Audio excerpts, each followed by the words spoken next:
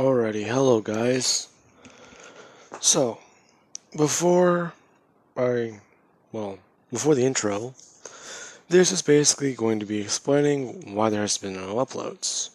Now, I had to do a lot of things earlier today, and then there was a bit of family drama, as you can probably hear by my voice. So, whenever my voice does come back to me later on today or tonight, I will be recording again. So, this video you guys are about to see, it was recorded earlier, before I had to go somewhere. So, I do hope you guys enjoy and understand, because it is very hard to talk right now. So, I'm not really sure where to go from this, so video intro. There's no angels where I go, only pieces that are broken, scattered dreams across the floor. I'm home. Alrighty, hello everybody, this is Kirusho here. Now then, whenever we last left off, Deku, he had just locked up Kendo, Momo, and Kirishima into 3 separate rooms. While Todoroki, he is, in the hospital. Deku and Uraka are talking. As Uraka just asked Deku one question. Exactly who is he going to get them to observe first? Because if it's going to be anything new, and for them to see their points, it has to be someone bad. So, Deku, he now has an idea. He would just say that some of the people on his list, they're already corrupt. And some of the infected that work with Alex, they are already on his list. So, let's go after them.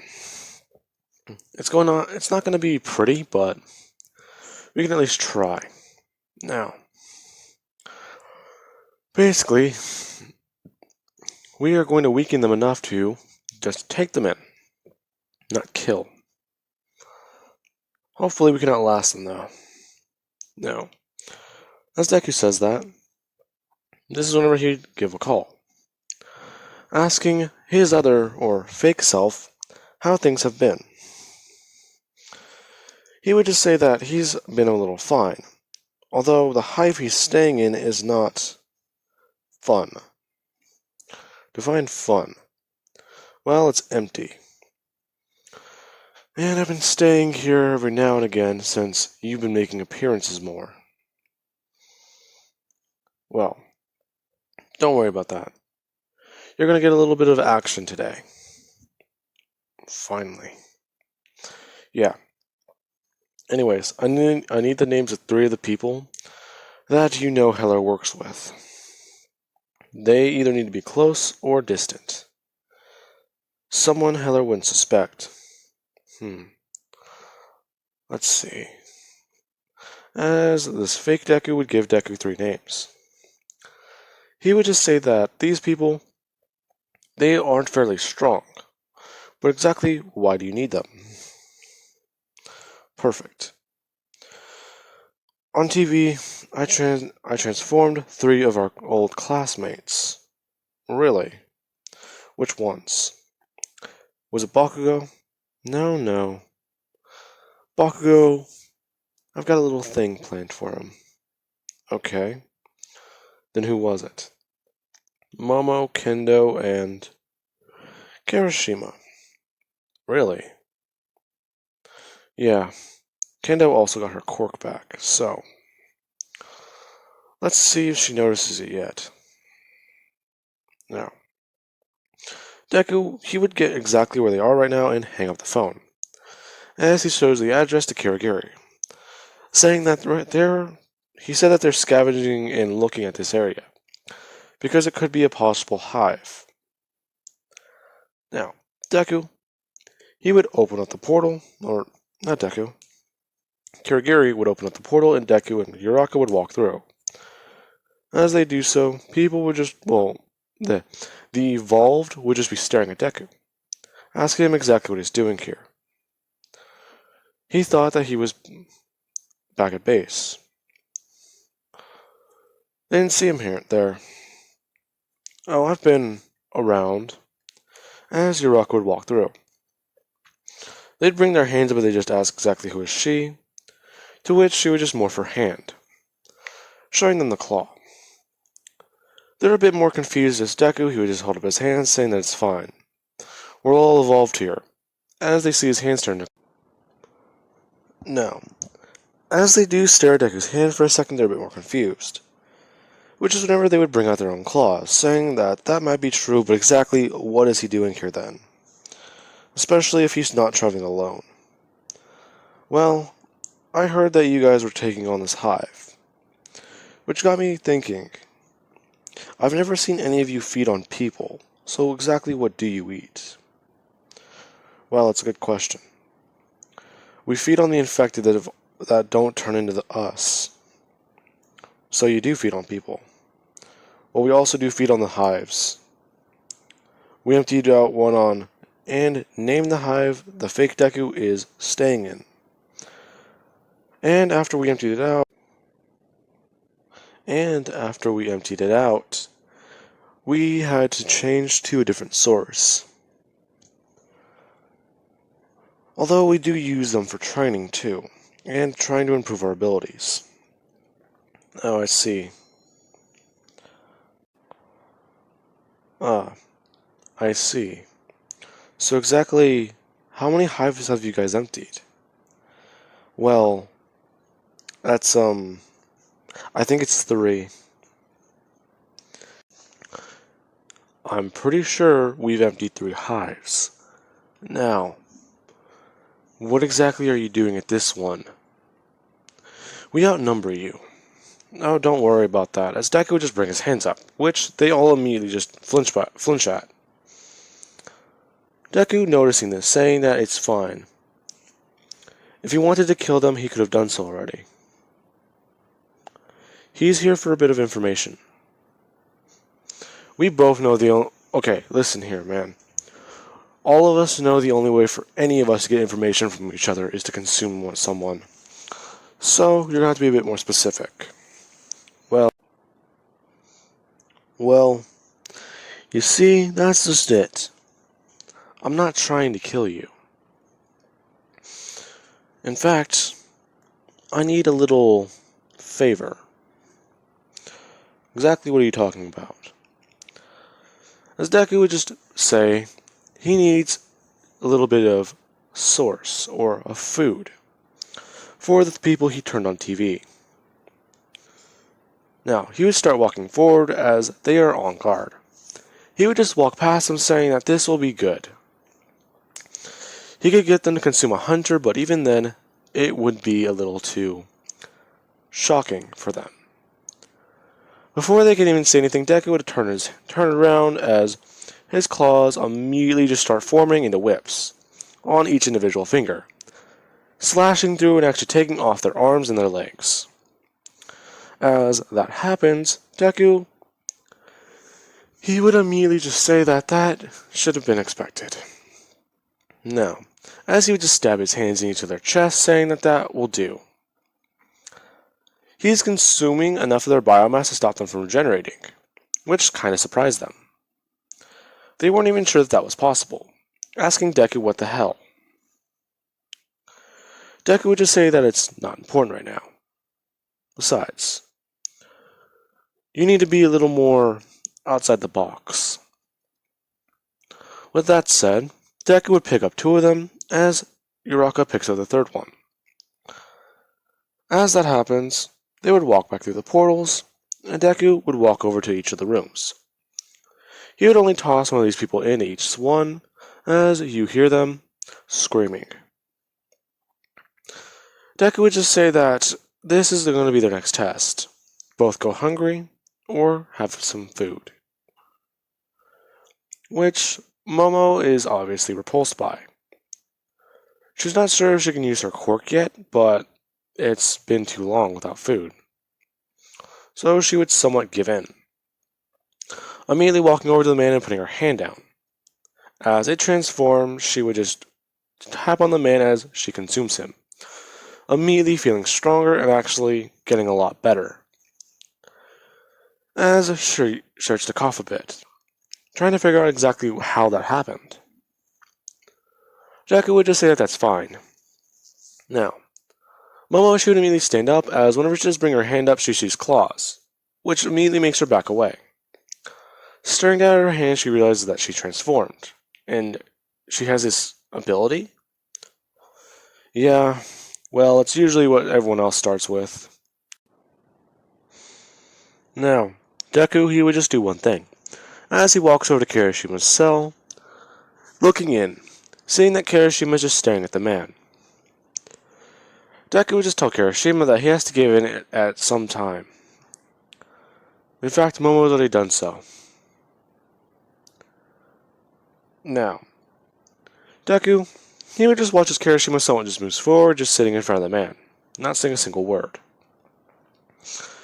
He then just closes the door as he looks over to see Uraka just standing there in front of Kendo's door. Deku would look in as he would see that Kendo, she is just sitting there, too. Except she keeps using her quirk. She makes her hands bigger, but whenever she does so, the virus somewhat changes things. Whenever she does go to make her hands grow, she actually sees that her entire body grows, somewhat finding it difficult and weird. But at least knowing that this changed her. So, she should at least acknowledge this. She does know that this does make her stronger, but she is in no will to fight. Especially since the condition she's in, she's too hungry. So she would just bend down and put her hand to the man, as she would absorb him. Feeling the effects of the virus change, she finds that this is a bit more difficult, as she's looking through the man's memories, seeing exactly what Deku wanted her to see. Now, afterwards, this is whenever Deku, he would just walk back over to Kirishima's cell, saying that he still hasn't eaten, finding this a bit annoying. He would unlock Momo's cell, and then he would unlock Kendo's, telling them that they need to stretch their legs, and or at least have a bit of a snack.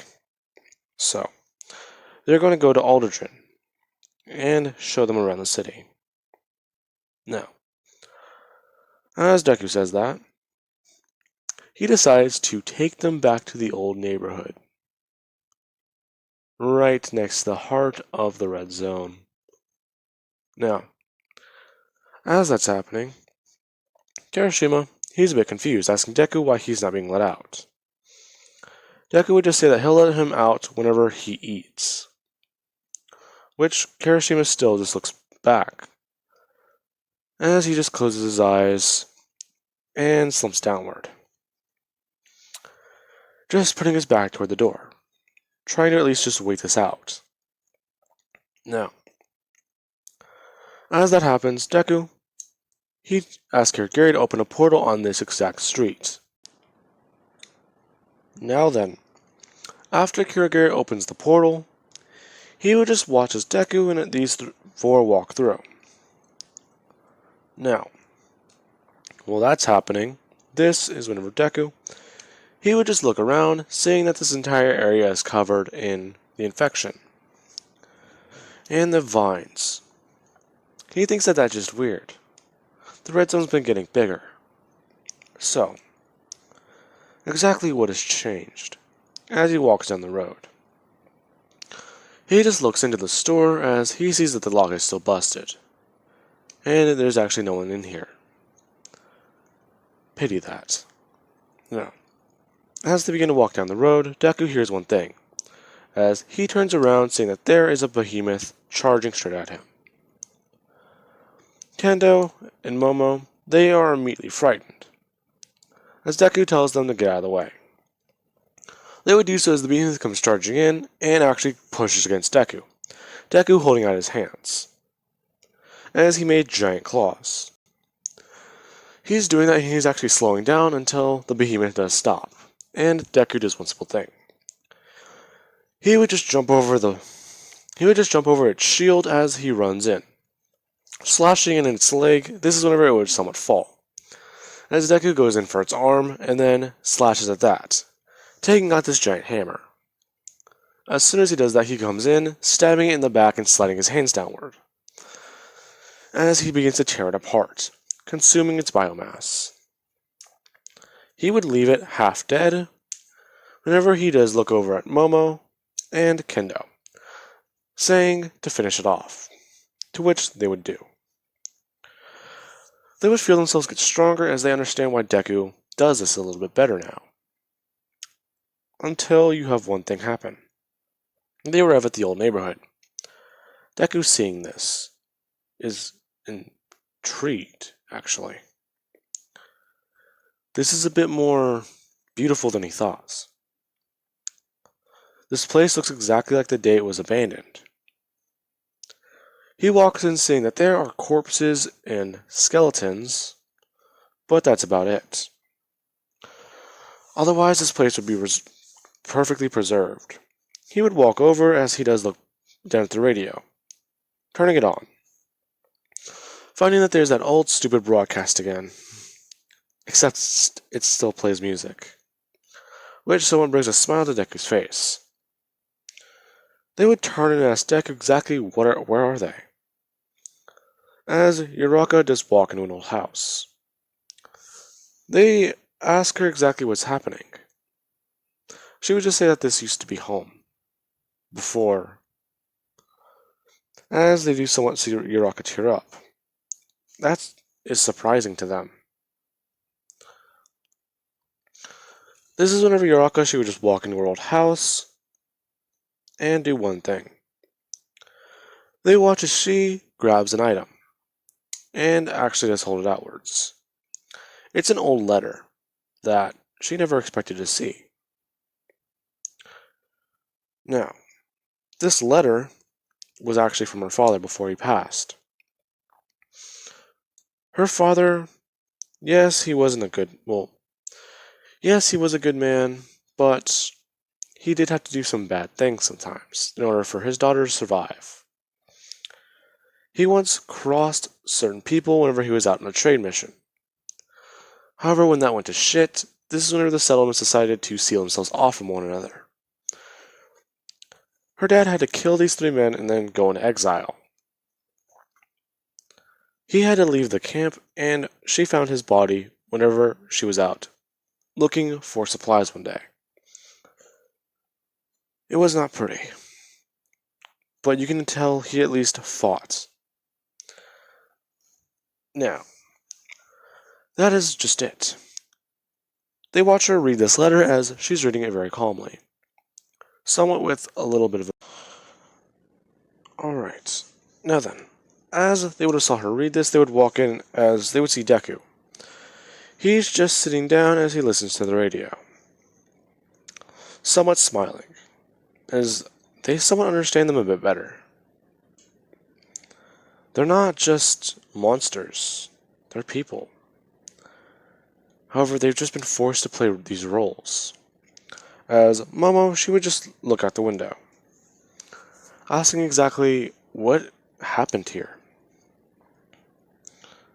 To which Deku would explain, and they would find a little bit interesting. As Deku does walk over to a camp, seeing that one of the soldiers here, he somewhat pussed out, as there's a note on the bed with a rock. It's been a bit weathered, but the tent has at least stopped the rain from getting in. However, there's a little bit of blood on it, so it was clearly at least red. It would have been from a soldier. Their name, it was not stated. They would just say that they're sorry, they had to run, and they had to leave. This place wasn't safe, and they didn't pay me enough to station here. Now, he's going to at least try and meet up with everyone else, so if he is alive, come to this location, or check these coordinates in comms, and or stations. Deku, he would just look at this as he gets a little annoyed, immediately ripping off the paper and throwing it to the wind. saying that that's a perfect example of what he meant. They should be here to help people, not get paid to do so. Now, while that is all going on, let us cut over to the heroes, and or the military. Sir Night-Eye, he's been talking. The top scientists there are a bit intrigued by Deku's biology, saying that all the records they have on Elizabeth, some of them were left intact. The ones that were destroyed, however, they showed nothing like this before. The DNA signature that Midoriya carries, or his DNA itself, it may have been infected directly by Elizabeth. The similarities are there, but what astounds them is how fast he's evolving. He seems to be mutating on his own, without any known reason. The actual reason being that Deku, he feeds on others, more intensely than ever. And this reason is why the military have somewhat tried coming up with an experiment. It is similar to Project Orion, but it is not based off of Elizabeth. It is going to be based off of Deku. They want to see if they can create a serum to mimic these effects, which Sir Night-Eye would just tell them that that is not what their intention should be. They should look for a weakness. In fact, studying this would be good, but if they can find anything at all, it would be recommended. He's gotten a bit more desperate, and if he can ensure that All Might lives and helps save everyone, that he will do whatever he can. He has somewhat been told by them that this is highly unprecedented. You can't just do that. He would have just told them that he's gotten to the point where he has been looking onto the black market a little bit, and into the underworld. Heroes have already been doing so, but they're trying to find different ways to protect themselves. And it's not surprising. However, he has been intrigued by one person in particular that has told them they have some information on the Blacklight Virus, because they've been studying it. He's not sure exactly who the man is, but he goes by a name. That name is Overhaul. Now then, I do hope you guys enjoyed the video, and if you guys have noticed a lot of cuts in the video, that is because that back door that we have keeps opening and it keeps setting off an alarm. Also, I'm going to be posting a little bit later today, and if I'm not posting and there's a gap, it's very loud here, and my dad's playing music in the backyard. So, with that being said, I do hope you guys enjoyed the video, and I'm going to go to the store and get stuff to make beef jerky. Have a good